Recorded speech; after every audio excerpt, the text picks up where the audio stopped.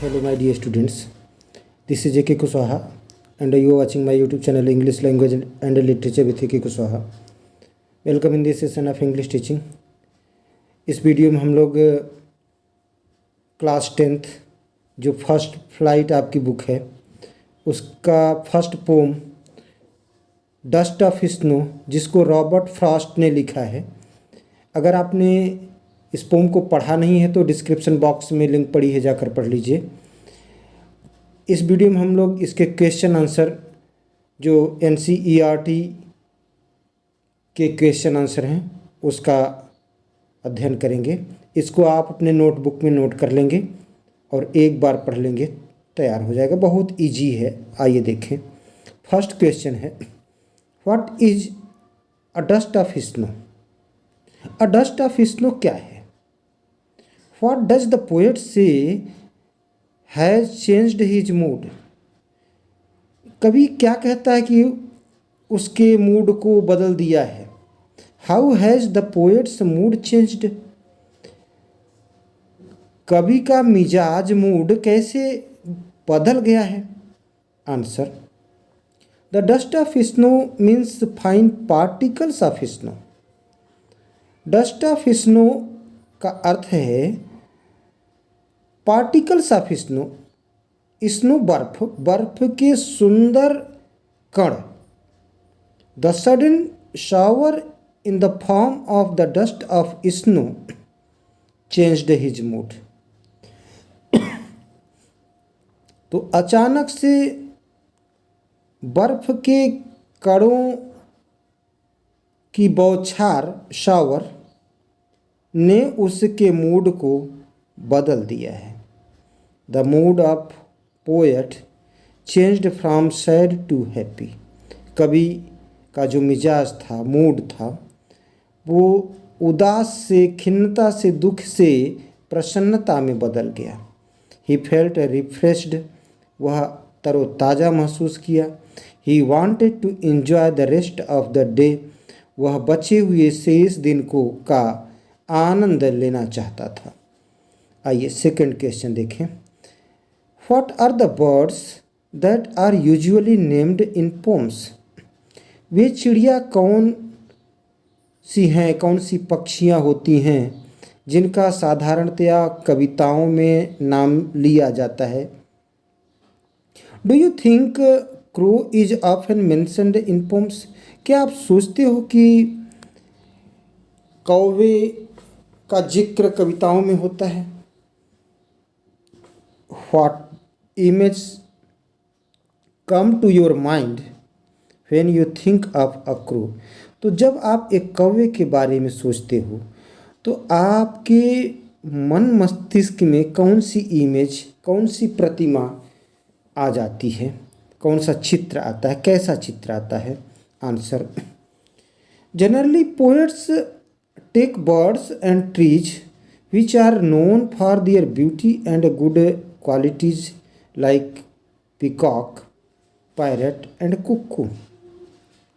साधारणतया कवि लेते हैं अपनी कविताओं में, किनका जिक्र करते हैं? बर्ड्स, चिड़ियों का, एंड ट्रीज और पेड़ों का, which are known for their beauty, जो अपने सौंदर्य के लिए, सुंदरता के लिए जाने जाते हैं, एंड गुड क्वालिटीज, और अच्छे गुणों के लिए जाने जाते हैं, जैसे लाइक, जैसे पीकॉक, मोर, पैरट, तोता, एंड कुक्कू और cuckoo bird. They also take trees full of beautiful flowers and fruits. तो कवि लोग पेड़ों को भी लेते हैं अपनी कविताओं में, उसका जिक्र, पेड़ों का भी जिक्र करते हैं। फुल ऑफ ब्यूटीफुल फ्लावर्स, जो सुंदर सुंदर फूलों से लदे हों, भरे हों, एंड फ्रूट्स, और उसमें फल लगे हों, ऐसे पेड़ों का जिक्र करते हैं। बट हियर, लेकिन यहाँ, the poet has taken a totally different, यहाँ कवि ने पूरी तरह से भिन्न लिया है, अलग लिया है। He has chosen a crow, उसने एक कौवे को चुना है अपनी कविता के लिए। It is not often used in poems, तो कौवे को प्रायः कविता में नहीं यूज किया जा सकता, उसका जिक्र नहीं किया जाता कविताओं में। Crow is black in colour, कौवे का रंग काला होता है।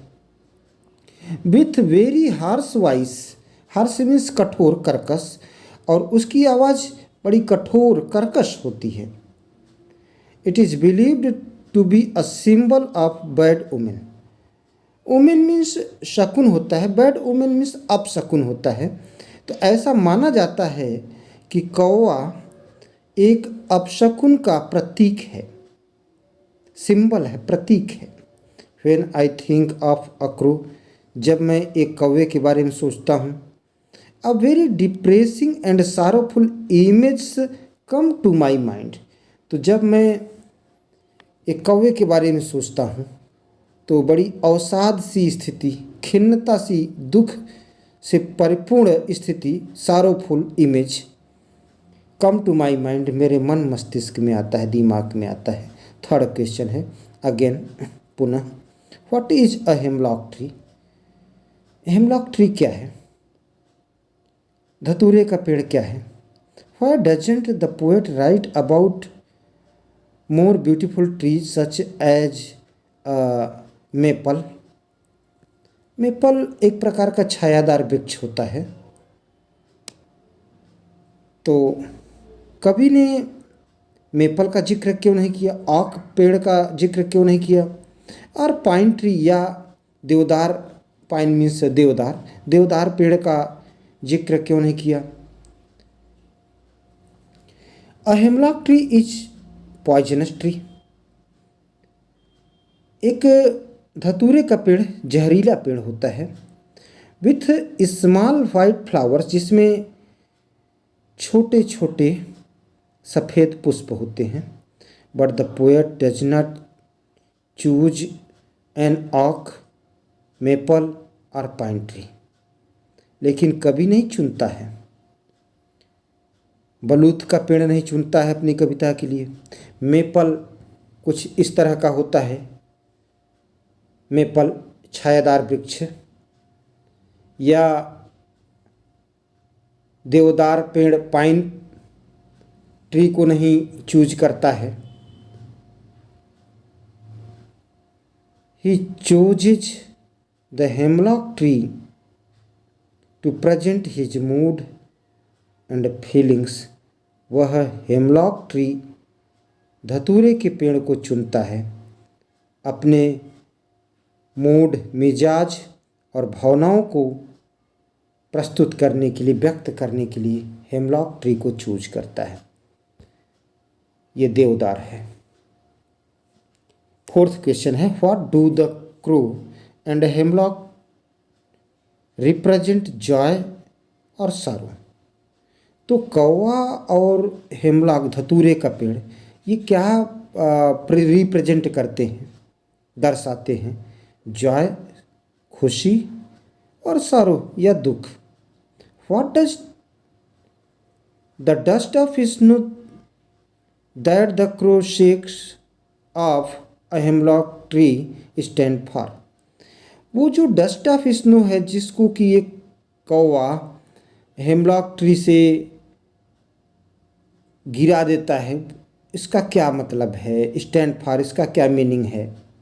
Answer, the crow and hemlock tree represent सारो एंड डिप्रेशन। कौवा और हेमलॉक ट्री, धतूरे का पेड़, रिप्रेजेंट सारो एंड डिप्रेशन। डिप्रेशन मीन्स अवसाद, खिन्नता। तो कौवा और धतूरे का पेड़ ये रिप्रेजेंट करते हैं दुख को और खिन्नता को, अवसाद को।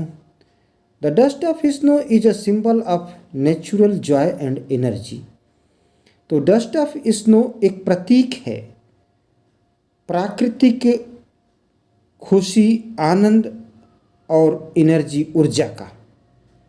The dust of snow that the crow shakes of a hemlock tree means, तो वो डस्ट ऑफ स्नो जिसको कौवा हेमलॉक धतूरे के पेड़ से गिरा देता है, इसका मीन्स है, अर्थ है पासिंग थ्रू सैड डिप्रेसिंग, गुजरना, किन से, उदासी से, अवसाद से होकर गुजरना, एंड इंटरिंग इनटू ऑप्टिमिज्म, और आशावादी, एंड फुल ऑफ जॉय, और पूर्ण आनंद में प्रवेश करना।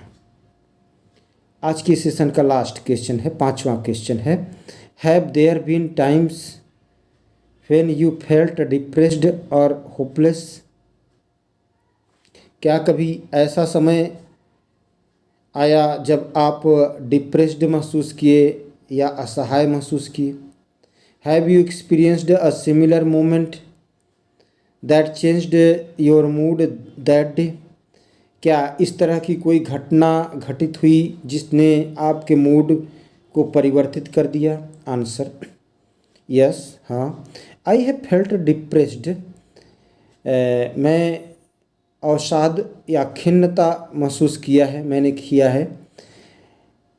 एंड होपलेस मेनी टाइम्स, तो अवसाद और निराशा को मैंने कई बार महसूस किया है। Sometimes such moments were aroused by the behaviour and attitude of others. कभी कभी इस तरह के पल आ जाते हैं दूसरों के व्यवहार और दृष्टिकोण के कारण। Sometime it is due to my own conduct, कभी कभी यह हमारे अपने व्यवहार के कारण हो जाता है, आ जाता है। Once I was very upset, एक बार मैं बड़ा अपसेट था, दुखी था। And went out for a walk, और घूमने के लिए, टहलने के लिए गया, बाहर गया। I saw a boy playing with a cat, मैंने एक लड़के को एक बिल्ली के साथ खेलते हुए देखा। एम्ब्रासिंग, उसके गले मिलते हुए। एंड फीडिंग हर, और उसको भोजन खिलाते हुए देखा। मैंने उस लड़के को उस बिल्ली के गले मिलते और भोजन खिलाते हुए देखा। दिस लिटिल जॉय, ये छोटी सी खुशी, दैट दे शेयर्ड, जिसको वे एक दूसरे में शेयर कर रहे थे, बांट रहे थे। चेंज्ड माई मूड, मेरा मूड बदल गया, मेरा मिजाज बदल गया। I felt very happy for the rest of the day, तो शेष दिन में, बचे हुए दिन मैंने प्रसन्नता महसूस किया। प्रिय छात्रों, उम्मीद करता हूँ कि ये क्वेश्चन आंसर आपके लिए हेल्पफुल होंगे, आपको पसंद आएगा। Thanks for watching me.